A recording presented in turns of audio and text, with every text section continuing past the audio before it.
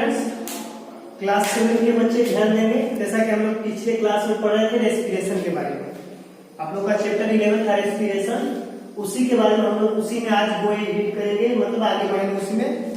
तो हम लोग इसमें जैसे कि उस रोज भी मैं आप लोगों को मतलब कि रेस्पिरेशन और कंबस्शन में डिफरेंस समझाया, थोड़ा उसको डिटेल में आज समझाना चाहता हूँ कि रेस्पिरेशन और कंबस्शन में क्या डिफरेंस है। There are so many differences between respiration and combustion. Respiration means श्वसन, combustion means दहन। श्वसन भी एक तरह से दहन से ही मिलती जुलती प्रक्रिया है, क्योंकि दोनों में ऑक्सीजन लेते हैं। दोनों में सिमिलरिटी क्या है कि दोनों में ऑक्सीजन का नीड होता है।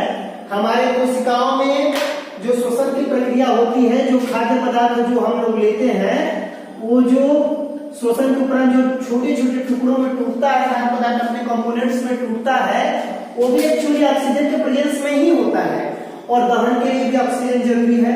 तो दोनों ऑक्सीजन की उपस्थिति में ही होता है। दोनों में सिमिलरिटी यही है कि दोनों ऑक्सीजन की उपस्थिति में होता है, दोनों में ऊर्जा मुक्त होती है, उष्मा और प्रकाश मुक्त होती है, दोनों में। क्योंकि हमारे शरीर में भी रेस्पिरेशन के उपरांत जो कंबस्टन, जो दहन होता है भोज्य पदार्थों का, जिसके चलते भोज्य पदार्थ अपने मॉलिक्यूल्स में, कंपोनेंट्स में टूटते हैं, जिसके चलते हमारे शरीर को एक टेम्परेचर, हमारे शरीर के अंदर हमें ऊर्जा और तापमान मिलता है, जिससे हमारे बॉडी का टेम्परेचर मेंटेन रहता है और एनर्जी मिलता है, जिससे कि हमारे शरीर में जैविक प्रक्रियाएं संपन्न होती रहती है। तो दोनों में सिमिलरिटी है कि दोनों में ऊर्जा, उष्मा और प्रकाश, मतलब कि दोनों से प्राप्त होता है ऊर्जा, उष्मा और प्रकाश, दोनों के लिए ऑक्सीजन की नीड है। ये सिमिलरिटी हो गई, लेकिन दोनों में बहुत सारे डिफरेंसेस भी होते हैं। उसी को आज हम लोग अच्छे ढंग से पूरा डिटेल में समझेंगे। तो कहने का मतलब है कि दोनों में डिफरेंसेस, फर्स्ट हुआ respiration it is a slow process but combustion is a fast process. मतलब श्वसन एक मंद प्रक्रिया है, जबकि दहन एक तीव्र प्रक्रिया है। क्योंकि श्वसन की प्रक्रिया में, श्वसन की प्रक्रिया धीमी गति से होती है और दहन तीव्र गति से होता है। श्वसन में ऊर्जा विमुक्त धीमी प्रक्रिया से होती है, जबकि दहन में एक ही बार में उष्मा प्रकाश एकदम तुरंत उत्पन्न हो जाता है, जबकि श्वसन में इतना जल्द नहीं होता। देखते हैं ना कि हम लोग अगर माचिस की तीली से किसी चीज को जलाते हैं तो तुरंत लाइट उत्पन्न हो जाता है, ठीक है, या माचिस की तीली को भी रगड़ते हैं, जब भी दहन होता है वो लाइट ग्लो कर देता है। लेकिन श्वसन में ऐसा नहीं होता। श्वसन एक मंद प्रोसेस है, हवा लेते हैं, शरीर के अंदर जाता है, धीरे धीरे प्रोसेस होता है, प्रक्रियाएं होती है, तब जाके भोज्य पदार्थों का दहन होता है, तब जाके ऊर्जा मुक्त होती है। नेक्स्ट डिफरेंस है it takes place at body temperature. श्वसन की प्रक्रिया शरीर के तापमान पे ही होती है। जब हम लोग जानते हैं कि नॉर्मल बॉडी टेम्परेचर ह्यूमन के शरीर का 37 डिग्री सेल्सियस होता है, ठीक है, 37 डिग्री सेल्सियस सीआईयू का है 98.4 डिग्री फ़ारेनहाइट। फ़ारेनहाइट स्केल पर अगर इसको मापा जाए तो 98.6 या 4 ऐसे करके फ़ारेनहाइट होता है, ठीक है, 98.4 डिग्री फ़ारेनहाइट। जबकि दहन के लिए हाई टेम्परेचर की आवश्यकता होती है, उच्च तापमान की जरूरत होती है, ठीक है। श्वसन की प्रक्रिया नॉर्मल टेम्परेचर, बड़ी टेम्परेचर पर होती है, जबकि दहन की प्रक्रिया के लिए एक हाई टेम्परेचर की नीड होती है। जब तक से उच्च तापमान नहीं रहेगा और जलने लायक वस्तु नहीं रहेगी, जलेगी नहीं, ठीक है। It occurs only in the living cells. श्वसन की प्रक्रिया सिर्फ जीवित कोशिकाओं में ही होती है, जबकि दहन की प्रक्रिया कहीं भी हो सकती है। कहीं भी अगर जलने लायक पदार्थ है और ऑक्सीजन की उपस्थिति है तो वहां दहन की प्रक्रिया संभव हो सकती है, लेकिन श्वसन की प्रक्रिया हर जगह नहीं होती है, जीवित कोशिकाओं में ही होती है। नेक्स्ट है it is a biochemical process. श्वसन जो है प्रक्रिया वो है आपको जैव रासायनिक प्रक्रिया है। श्वसन की प्रक्रिया आपको जैव रासायनिक प्रक्रिया है, जबकि दहन की प्रक्रिया क्या है, फिजिकल प्रोसेस है। यानी कि श्वसन की प्रक्रिया जीवों के शरीर में होती है, रसायनों की, इसमें बहुत सारे रसायन भी मतलब कि शामिल होते हैं, जबकि दहन की प्रक्रिया भौतिक रूप से होती है, मतलब कि बाहर होती है, शरीर के अंदर नहीं होती है। और शरीर के अंदर जो वही दहन होती है उसे श्वसन नाम दिया जाता है, जो पदार्थ जलते हैं। अदरवाइज ऐसे एनीवेयर अगर कंबस्टन हो, अगर कोई पदार्थ जला तो उसे हम दहन का नाम देते हैं। फिर है next difference, energy is released step by step and stored in chemical molecules called ATP. श्वसन की प्रक्रिया में जो ऊर्जा मुक्त होती है वो धीमी गति से स्टेप बाय स्टेप मुक्त होती है, और वो है रासायनिक अणुओं के रूप में हमारे शरीर में संचित हो जाते हैं, ठीक है, माइटोकॉन्ड्रिया में संचित हो जाती है, जिसे एटीपी कहते हैं, एटीपी मॉलिक्यूल कहते हैं, मतलब एडेनोसाइन ट्राइफॉस्फेट। इन्हें एटीपी मॉलिक्यूल को हम लोग ऊर्जा मुद्रा का भी नाम देते हैं, इन्हें हम लोग एनर्जी करेंसी भी कहते हैं, क्योंकि हमारे शरीर में जो ऊर्जा संचित रहती है वो एटीपी मॉलिक्यूल के रूप में ही संचित रहती है, श्वसन की प्रक्रिया के दौरान जो ऊर्जा मुक्त होती है। और ये हम देखें कि एक नॉर्मल बॉडी टेम्परेचर यानी 37 डिग्री सेल्सियस और यू का 48.4 डिग्री फ़ारेनहाइट तक संपर्क होती है, ठीक है। अब हम लोग का यहाँ पे है कि energy release in single step, जो दहन है ऊर्जा जो है एक ही चरण में मुक्त होती है, हीट एंड लाइट उष्मा और प्रकाश के रूप में मुक्त हो जाती है। अब हम लोग आज समझेंगे ह्यूमन रेस्पिरेटरी सिस्टम के बारे में, आज हम लोग देखेंगे ह्यूमन रेस्पिरेटरी सिस्टम के बारे में, ठीक है। और ये हम लोग का है magnified view of branch and alveoli, ठीक है। तो हम लोग magnified view of respiratory system देखेंगे। Breathing means taking in rich, breathing का मतलब होता है कि breathing means taking in air rich in oxygen and giving out air rich in carbon dioxide. श्वसन का मतलब होता है कि ऑक्सीजन युक्त हवा को अपने शरीर के अंदर लेना, ठीक है, थ्रू माउथ, मतलब मुंह की मदद से, और कार्बन डाइऑक्साइड रिच एयर को शरीर से बाहर निकालना। The taking of air in rich in oxygen into the body is called inhalation. Oxygen युक्त हवा को शरीर में लेने की प्रक्रिया जो कहलाती है इनहेलेशन कहलाती है, ठीक है, मींस श्वसन उसे कहते हैं। And giving out of air rich in carbon dioxide is known as carbon dioxide exhalation. और कार्बन डाइऑक्साइड रिच एयर को शरीर से निकालने की प्रक्रिया को एक्सहेलेशन, उच्छ्वसन कहते हैं, उच्छ्वसन।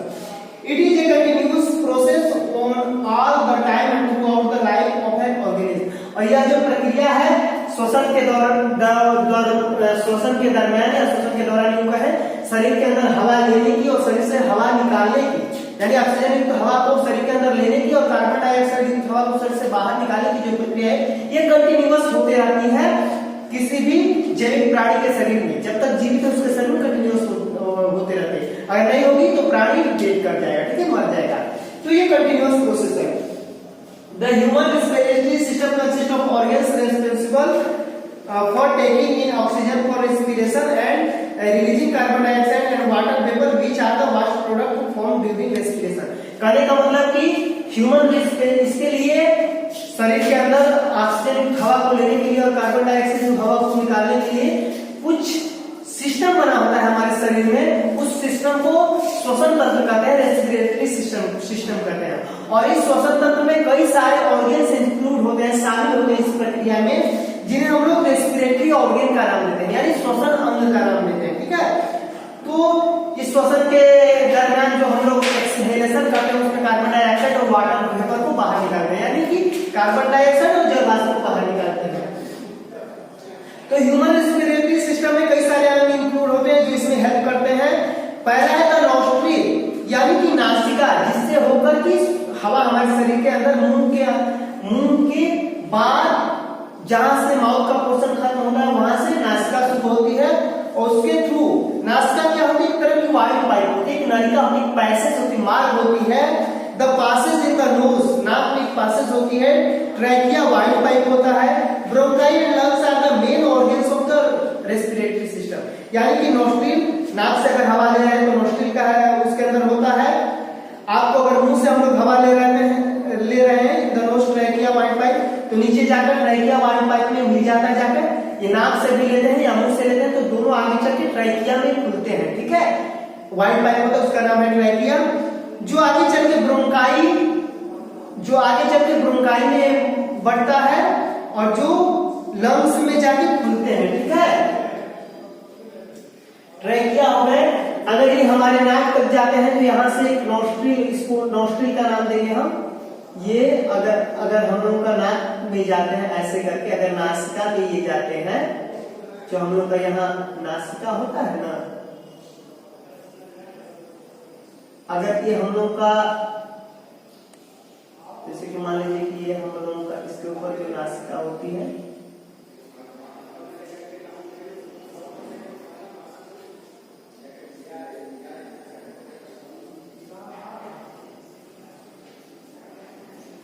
मान लीजिए कि ये कोई आदमी का ढांचा है, ठीक है।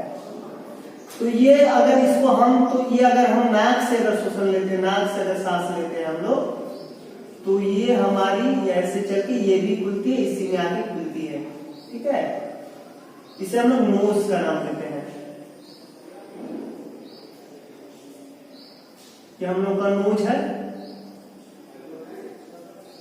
नोज, ठीक है।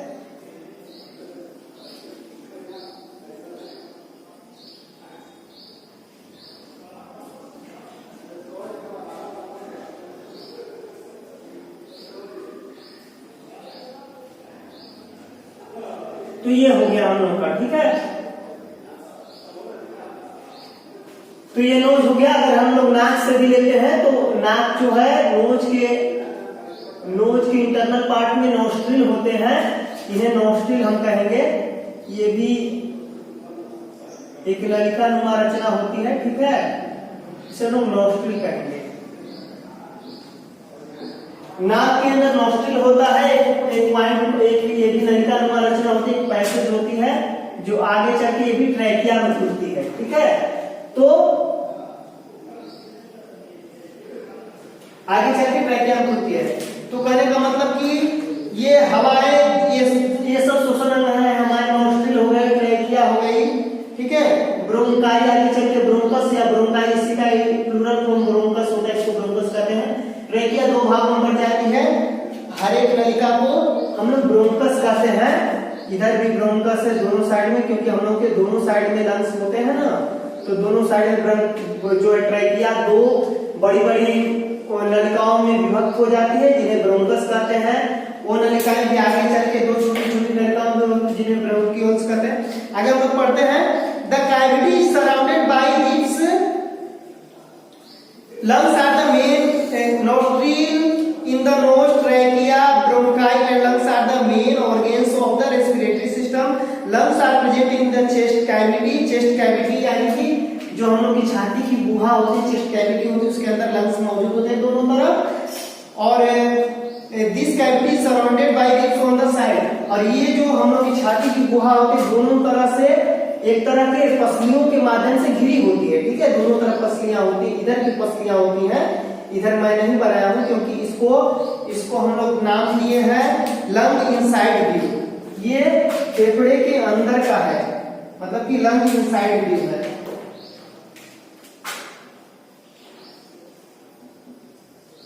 इनसाइड व्यू ये आंतरिक भाग का मतलब कि दृश्य है, आंतरिक काट है, इसलिए इसको नहीं दिखाया गया। बाहर से पसलियों से हम लोग का दोनों तरफ का लंग जो होता है जकड़ा होता है, ठीक है, मतलब कि एक कवच रचना से सुरक्षित होता है, जिन्हें हम लोग चेस्ट कैविटी कहते हैं। The cavity is surrounded by ribs and sides. A large muscular cell called diaphragm forms the floor of the chest cavity. और ये जो चेस्ट कैविटी हम लोग की जहां बंद खत्म होती है, वहां मांसपेशियों की जो है बहुत काफी मात्रा में मांसपेशियां जो है, मांसपेशियों की चादर नुमा रचना हमें दिखती है, मतलब कि दिखती है, हमें नहीं दिखती। कहने का मतलब कि ये माइक्रोस्कोप से देखने पर मालूम पड़ती है, जिसे हम लोग डायफ्राम का नाम देते हैं, ठीक है। यानी कि जो हम लोग का जो ये इंड होता है, चेस्ट कैविटी का इंड होता है, उसके नीचे मांसपेशी की चादर नुमा रचना मालूम पड़ती है, जिसे डायफ्राम का नाम देते हैं हम लोग। The air around us is not it fit to enter our lungs. अब इसको हम लोग समझ लेते हैं। जो हम लोग हवा अपने शरीर में लेते हैं फेफड़ों के अंदर, वो हमारे शरीर के लिए उतनी शुद्ध नहीं होती। It is polluted and unclean but air should be moist. क्योंकि यह प्रदूषित होती है और अशुद्ध होती है, तो क्या किया जाता है कि जब हम शरीर में श्वसन के रूप में हवा को लेते हैं, मतलब इनहेलेशन करते हैं, be moist warm and clean, तो उसे क्या किया जाता है, वार्म गर्म किया जाता है, साफ किया जाता है। As the air passes through the nostril, जैसे ही यह नोस्ट्रिल से होकर गुजरता है, इसे मॉइस्ट किया जाता है, मतलब कि नमीयुक्त किया जाता है, गर्म किया जाता है, साफ सुथरा किया जाता है। By the slimy mucus present in the nose. नाकों के अंदर जो हमारी छोटी छोटी बाल नुमा रचना होती है, रोम जो होते हैं, उनके द्वारा इस हवा को गर्म किया जाता है, धूल कणों को अपने अंदर फंसा दिया जाता है, मॉइस्ट किया जाता है। यानी कि हमारे शरीर में जिस ताप पर हमारा शरीर से लेने के लिए मतलब एक्युमुलेट रहता है, अनुकूलित रहता है, उस तापमान के अनुरूप से बनाया जाता है। Mucus is secreted by inner linings of the nose. हमारे नाकों के अंदर जो इनर लाइनिंग होता है, रेखीय रचना होती है, म्यूकस कहते हैं। Air is warm by the blood circulating in the knows. और ये इस हवा को गर्म किया जाता है नाक के अंदर ब्लड सर्कुलेशन के माध्यम से, क्योंकि जो हम हवा लेते हैं वो हो सकता है नमीयुक्त हवा हो, उससे गर्म किया जाता है। पोल्यूट होता है तो उसके पोल्यूशन को नाक के अंदर जो हेयर्स होते हैं, जो बाल होते हैं, रोम होते हैं, उनके द्वारा उनको क्या किया जाता है, प्रदूषित कणों को मतलब कि अपने अंदर रोक लिया जाता है, फंसा लिया जाता है। The mucus and the hair present inside our nose trap dust. धूल कणों को नाक के अंदर के जो बाल होते हैं वो उन्हें जकड़ लेते हैं। Dust particles and disease causing, कुछ कीटाणुओं को भी अपने अंदर ही फंसा लेते हैं, हमारे मतलब कि शरीर में नहीं जाने देते, ठीक है, जर्म्स को भी, जो कि बीमारियां फैलाने वाले होते हैं। कुछ वैसे सूक्ष्म कीटाणुओं को भी अपने अंदर ही फंसा लेते हैं। And prevent them from entering the respiratory system, और उन्हें श्वसन तंत्र में प्रवेश होने से पहले ही रोक देते हैं, ठीक है ना। आगे हम लोग देखते हैं फ्रॉम द नोज कैविटी, नाक की गुहा से हम लोग जब आगे बढ़ते हैं, air passes through the firings of throat cavity of the wind pipe और ट्रैकिया। तो क्या करता है कि जैसे ही हम लोग नाक की गुहा से आगे बढ़ते हैं तो हवा जो है फायरिंग्स ऑफ थ्रोट, गले के माध्यम से क्या करता है, गले के माध्यम से वाइंड पाइप में प्रवेश करता है, यानी इसे हम लोग वायु नसिका बोलते हैं, वायु नलिका बोल सकते हैं। ये ट्रैकिया है, इसे वायु पाइप कहेंगे या वायु नलिका कहते हैं। इसे साइंस में रेस्पिरेटरी सिस्टम में नाम दे दिया गया है ट्रैकिया, ठीक है, ट्रैकिया का नाम दे दिया गया इसे वायु नलिका कहते हैं। तो ये वायु पाइप भी branches into two smaller tubes, आगे चल के ये दो स्मॉलर ट्यूब्स में विभक्त हो जाती है, जिन्हें ब्रोंकस का नाम दिया जाता है। यही हमारा है ब्रोंकस, दोनों तरफ का ये ब्रोंकस हो गया, ठीक है। वायु पाइप भी दो नलिकाओं में विभक्त हो जाता है, जिन्हें ब्रोंकस का नाम दिया जाता है, ठीक है।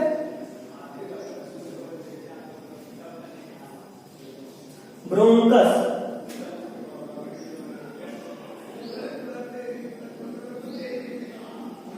ये हम लोग का ब्रोंकस हो गए। फिर क्या होता है, ब्रोंकस के बाद आगे देखेंगे हम लोग। ईच ब्रोंकस इंटर्स लंग, हर एक ब्रोंकस लंग्स में प्रवेश करता है। यहाँ से देख रहे हैं विभक्त होकर लंग्स में प्रवेश कर रहा है, इसे हम लोग ऐसे कर रहे हैं दो भागों में, ठीक है। Each bronchus इंटर्स in the lungs, दोनों तरफ से लंग्स में प्रवेश करता है।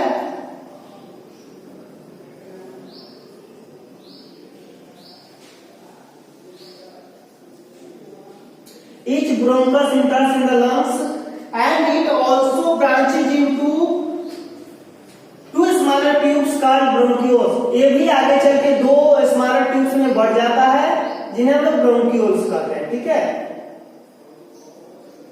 bronchioles कहते हैं। At the end of these tubes tiny air sacs are present and called alveoli, ठीक है।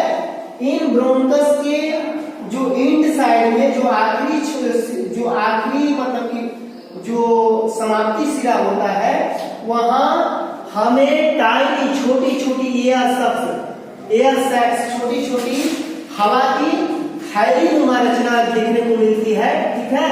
मैग्नीफाइड व्यू में हमें दिखेगी हवा की छोटी थैलीनुमा रचना देखने को मिलती है, जिसे नाम दिया जाता है एल्वोली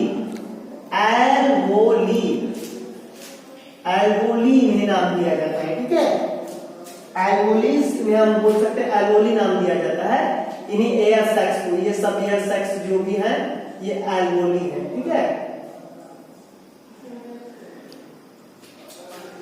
तो ये एल्वोली हो गए।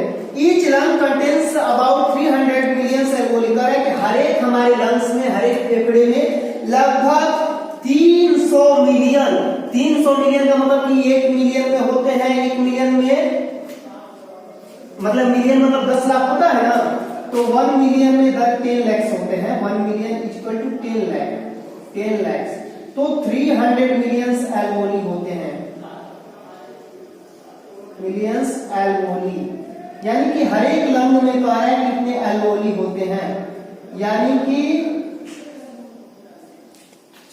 इसे हम लोग बोल सकते हैं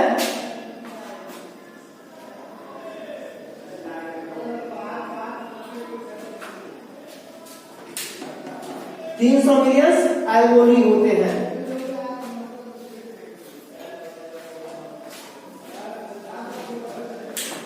यानी कि 1 million is equal to 10 lakh हो गया, तो 10 मिलियन इज इक्वल टू हम लोग का 1 करोड़ हो जाएगा। यानी हम लोग बोल सकते हैं कि 30 करोड़, हर एक, कहने का मतलब कि हर एक फेफड़े के अंदर 30 करोड़ एल्वेओलीज होती हैं। The air we breathe in eventually reaches this air sacs, जो भी हम लोग हवा लेते हैं ये एयर सैक्स तक पहुंचता है। The sacs are surrounded by blood vessels, ये सैक्स जो है वो रक्त नलिकाओं से घिरे होते हैं। The oxygen present in the air we breathe in goes into blood content in blood vessels, जो भी हम लोग ऑक्सीजन लेते हैं, जो इन ब्लड सक से जुड़ी नलिकाएं होती हैं, रक्त नलिकाएं, उनमें ऑक्सीजन पहुंचता है इनके माध्यम से। ठीक है, हमारे रक्त नलिकाओं में ऑक्सीजन पहुंचता है। The carbon dioxide present in the blood passes out of the blood into air cell, और मतलब ये ऑक्सीजन हमारे शरीर में रक्त नलिकाओं के माध्यम से पहुंचता है, और जो कार्बन डाइऑक्साइड उन रक्त नलिकाओं में मौजूद होता है पहले से, मतलब कि हमारे शरीर के अंदर जैविक प्रक्रियाओं के उपरांत जो भी होता है, जो मतलब वास्ट मटेरियल के रूप में जो निकलता है, वो भी ब्लड सर्कुलेशन के माध्यम से, ब्लड के माध्यम से ही हमारे शरीर की मतलब कि बाहर निकलता है। उनके सर्कुलेशन का भी कार्य ब्लड ही करती है। तो जो कार्बन डाइऑक्साइड जो पहले से ब्लड मतलब कि वेसल्स में मौजूद होता है, वो इन एयर सैक्स में आता है। Thus exchange of gases takes place in the lung, और इस तरह हमारे मतलब कि फेफड़े से गैसों का आदान प्रदान की प्रक्रिया बरकरार रहती है। कहने का मतलब कि हम लोग ऑक्सीजन रिच एयर को श्वसन में लेते हैं, और फेफड़े से कार्बन डाइऑक्साइड रिच एयर को बाहर निकालते भी। देखते हैं हम लोग कभी मतलब कि शरीर के मुंह से हवा लेते भी और मुंह से हवा बाहर निकालते हैं। तो जो हमारे ब्लड वेसल से पहले से कार्बन डाइऑक्साइड में जो ऑक्सीजन लेते हैं, तो ब्लड वेसल के माध्यम से शरीर के सारे कोशिकाओं पहुंचाती है। एल्वेओली से ब्लड वेसल्स जुड़ी होती हैं, और जो उनमें जैविक प्रक्रियाओं के माध्यम उपरांत जो उनमें मतलब कि जो कार्बन डाइऑक्साइड बचे रहते हैं, उन्हें वो इन एल्वेओलीज में आती है, और फिर ये अब हमारा नॉस्ट्रिल से होकर, माउथ से होकर शरीर से बाहर निकलती है। ठीक है, इस तरह हम लोग का एक्सचेंज जो मतलब कि रेस्पिरेटरी सिस्टम में कैसे प्रदान करते हैं, इसको हम लोग अच्छे से समझे।